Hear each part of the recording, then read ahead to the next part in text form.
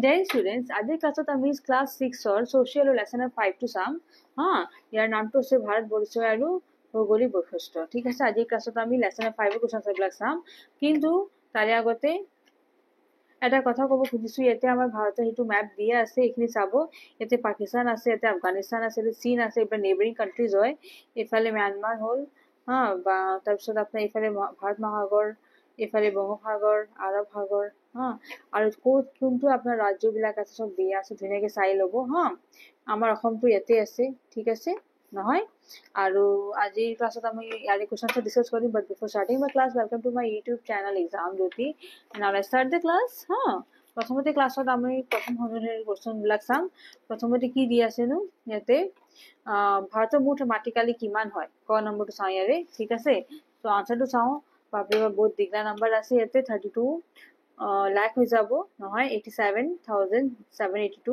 বর্গ কিলোমিটার ঠিক আছে আপনার তার পিছত আছে আপনার ভারত এটু বস্তু আপনার কোড দি আছে জানেনে এটু বস্তু আপনার ইয়াতে দি আছে আরম্ভণিতে এখানে আমার মাটিকালি ইয়াতে দি আছে ইয়াৰ পৰাই দিছো মই ঠিক আছে নেক্সট আছে আপনাৰ কোশ্চেনটো ভাৰত আৰু শ্ৰীলঙ্কাৰ পৃথক কৰা প্ৰণালীটো কি নাম আছে নহয় সেটো হৈছে আপনাৰ সেটো হৈ যাব আপনাৰ প্ৰক প্ৰণালী ঠিক আছে ভাৰত আৰু শ্ৰীলঙ্কাক যে আপনাৰ পৃথক কৰা প্ৰণালীটো হৈছে কি নামটো হৈছে কোনটো প্ৰক প্ৰণালী প্ৰক প্ৰণালী ভালকে দেখিব নেক্সট আপনাৰ গণ প্ৰশ্নটো আছে ভাৰতবৰ্ষৰ মাজ ভাগত অৱস্থিত পৰ্বতখনৰ কি নাম আছে নহয় সো হেতু হ'ব কোনটো বিন্ধ্য পৰ্বত নহয় ধুনীয়াকে দিব দেই ভাৰতবৰ্ষৰ মাজ ভাগত যোনটো কি মাজে ভাগে আছে মাজৰ ফালে হেতু অৱস্থিত পৰ্বতখনৰ নাম আছে বিন্ধ্য পৰ্বত ঠিক আছে নেক্সট আছে আপনাৰ উত্তৰ ভাৰত আৰু দক্ষিণ ভাৰতৰ সীমা কোনটো হয় সো হেতু হ'ব আপনাৰ বিন্ধ্য পৰ্বতে হ'ব নহয় সো এটো হ'ব ঘ নম্বৰ আনসাৰ নহয় নেক্সট আছে আপনাৰ অঙ্গ নম্বৰটো এখন দেশৰ চাৰিসীমা বুলিলে কি বুজা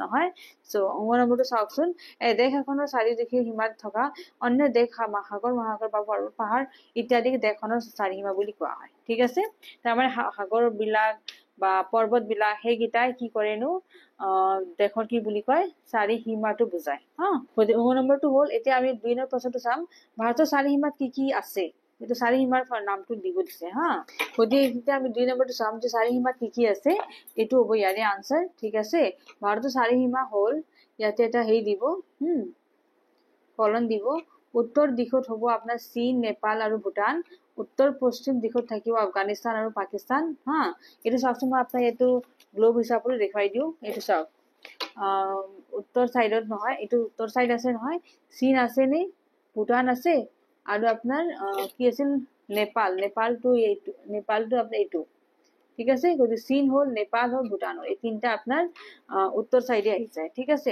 উত্তর পশ্চিম দিশত আহি যাব আফগানিস্তান আৰু পাকিস্তান উত্তৰ আৰু আপনাৰ পশ্চিম মানে এটো ফালৰ কথা কৈছে এটো পাকিস্তান আৰু আফগানিস্তান ঠিক আছে নেক্সট আহি যাব পূব দিশত আহি যাব বাংলাদেশ म्यांमार আৰু বংগোপসাগৰ সো পূব দিশত আহি যাব ইয়াতে চাওকচোন এটো হৈ গল म्यांमार আকৌ ইয়াতে আহি গল এটো বাংলাদেশ ঠিক আছে বুজি পাইছে বস্তুটো আৰু বংগোপসাগৰ এটো হৈ গল ঠিক আছে এই তিনটা বস্তু যাব আপনাৰ কি বুলি কয় পূব দিশত আৰু দক্ষিণ দিশত চাও এতিয়া শ্ৰীলঙ্কা আৰু ভাৰত মহাসাগৰ এটো যাব শ্ৰীলঙ্কা আৰু ভাৰত মহাসাগৰ ওকে এইবিলা হৈ গল আমাৰ দক্ষিণ ফালে আৰু পশ্চিমৰ ফালে কি থাকিব আৰব সাগৰ পশ্চিম মানে এটো যাব ইফালে আছে নহয় আপনাৰ আৰব সাগৰ ঠিক আছে আৰব সাগৰটো আমাৰ পশ্চিম ফালে আহি যাব ঠিক আছে গতিকে এনেকে চাৰিটা সীমা দিয়া আছে গতিকে ধুনীয়াকে বুজি পাইছে বস্তুটো এইটো যদি এইটো বস্তু যদি মুখস্থ কৰি লয় এইটো আনসাৰ আপনি ইজিলি দিব পাৰিব ঠিক আছে এতিয়া আমাৰ এখিনি হল ইয়াৰে পিছত আমি ফাৰ্স্ট অনুনিৰ্ণয় প্ৰশ্নটো দিয়া হৈছে না ইয়াৰে পিছত আমাৰ ভূ প্ৰাকৃতিক বিভাগ আহি যাব তাৰে পিছত উত্তৰ পাৰ্বত্য অঞ্চল আহিব উত্তৰ ভাৰতৰ সমভূমি অঞ্চল থাকিব নহয় তাৰে পিছত আহিব আপোনাৰ ব্ৰহ্মপুত্ৰ উপত্যকা আমাৰ অসমৰ কথা আহি যাব এটা অসমৰ ম্যাপটো আছে নহয় ইয়াতে আপনাৰ উপৰ ফালে ভুটান আছে ইফালে অৰুণাচল প্ৰদেশ আছে আমাৰ ভাৰতৰ ইফালে অসমৰ ইফালে নাগালেণ্ড আছে মণিপুৰ মিজোৰাম ত্ৰিপুৰা মেঘালয় ইফালে নহয় আৰু ইফালে আমাৰ এই গুটেখিনি জায়গাটো অসমৰ দিয়া আছে গতিকে এখিনি ভালকে চাই লব বহুত ইম্পৰ্টেন্ট হয় ওকে এইটো আমাৰ অসমৰ হৈ গল মানচিত্ৰটো ঠিক আছে মানে কি বুলি কয় এটা ম্যাপ ধুনীয়াকে দিয়া আছে এখিনি হা আৰু ইয়াৰে পিছত আপোনাৰ দক্ষিণাত্য মালভূমি অঞ্চল হৈ গ'ল। তাৰে পিছত আহি যাব আপোনাৰ উপকূলীয় নিম্নভূমি অঞ্চল, ঠিক আছে। আকৌ দ্বীপ অঞ্চল এইখিনি। তাৰপিছত আমাৰ এইটো আহি গ'ল দ্বিতীয় অনুশীলনী, হা ইয়াতে আহি গ'ল। সো এইখিনি চাওকচোন, ইয়াতে প্ৰথমৰ প্ৰশ্নটো দিয়া আছে যে ভাৰতৰ সীমাৰ প্ৰাচীৰ কি, নহয় এইটো প্ৰথম কুৱেশ্যনটো চাওকচোন। সো ইয়াৰে আনসাৰটো দি আছো মই, হিমালয় পৰ্বত। কোনটো হ'ব? হিমালয় পৰ্বত হ'ব, ঠিক আছে। নেক্সট খনৰ প্ৰশ্নটো চাবচোন। খটো কি দিছে? ভাৰতৰ দুখনৰ বন্দৰ নগৰৰ নাম লিখা, হা সেইটো কি হ'ব? মুম্বাই আৰু গোৱা। বন্দৰ নগৰ মানে বুজি পাইছে নে? য'ত আপোনাৰ চিপোৰ্ট থাকে, মানে য'ত আপোনাৰ সাগৰেদি আপোনাৰ বিজনেছ কৰা হয়, বেলেগ দেশৰ পৰা আমাৰ দেশলৈ বস্তুবিলাক অনা নিয়া সাগৰ পানী দি, সেইটো আপোনাৰ বন্দৰ নগৰ বুলি কোৱা হয়। মানে জাগাটোৰ নাম হৈ গ'ল আপোনাৰ মুম্বাই আৰু গোৱা। আৰু সেইফালে আপোনাৰ সাগৰ বিলাক আছে। সো মেইনলি আপোনাৰ মুম্বাইত হয় আৰু গোৱাত হয়, ঠিক আছে। সো দুটা বন্দৰ নগৰ হ'ল আপোনাৰ Mumbai and Goa, okay. Next এতিয়া গ নম্বৰটো চাওঁ। গ নম্বৰটো কি দিছে? ভাৰতৰ উপকূলীয় অঞ্চলত বাস কৰা লোকসকলৰ প্ৰধান বৃত্তি কি, না সিহঁতৰ কি বৃত্তিটো আছে। সো সেইটো মানে কেনেকে সিহঁতে পইচা ইনকাম কৰে সেইটো সুধিছে। সাগৰীয় মাছ ধৰা হৈছে এই অঞ্চলৰ লোকসকলৰ প্ৰধান বৃত্তি, মানে সিহঁতৰ মাছ ধৰি পেলাই মেইন ইনকাম কৰে, হা।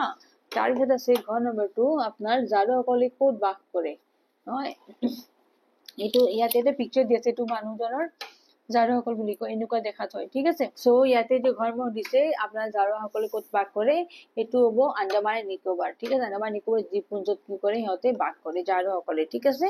নেক্সট আছে আপোনাৰ 2 নম্বৰটো চমুকৈ লিখিব দিছে উত্তৰ পাৰ্বত্য অঞ্চল, ঠিক আছে। উত্তৰ পাৰ্বত্য অঞ্চল বিষয়ে লিখিব দিছে। সো হিমালয় ক নম্বৰটো চাওঁ। হিমালয় পৰ্বতমালা আৰু ইয়াৰ লগত লাগি থকা সৰু বৰ হা পৰ্বত পাহাৰে উত্তৰৰ পাৰ্বত্য অঞ্চল গঠিত হয়। আৰু এই অঞ্চল কাশ্মীৰৰ পৰা আৰম্ভ হৈ আপোনাৰ অৰুণাচল প্ৰদেশলৈ নহয় বিস্তৃত হৈ আছে, ঠিক আছে। এই অঞ্চলত ভাৰতৰ জলবায়ুৰ ওপৰত যথেষ্ট প্ৰভাৱ পেলাইছে। আৰু ভাৰতৰ কেইবাখনো ঘাই নদীৰ উৎস ইয়াতে আছে, ঠিক আছে। জলবিদ্যুৎ উৎপাদনৰ ক্ষেত্ৰতো এই অঞ্চল যথেষ্ট আগবঢ়া হয়। তদুপৰি বনজ সম্পদ, খনিজ সম্পদ আৰু যথা পৰ্যটন উদ্যোগতো এই অঞ্চলটো আগবঢ়া হয়, ঠিক আছে। এইখিনি হৈছে উত্তৰ পাৰ্বত্য অঞ্চলৰ মেইন হেডিং, অকে।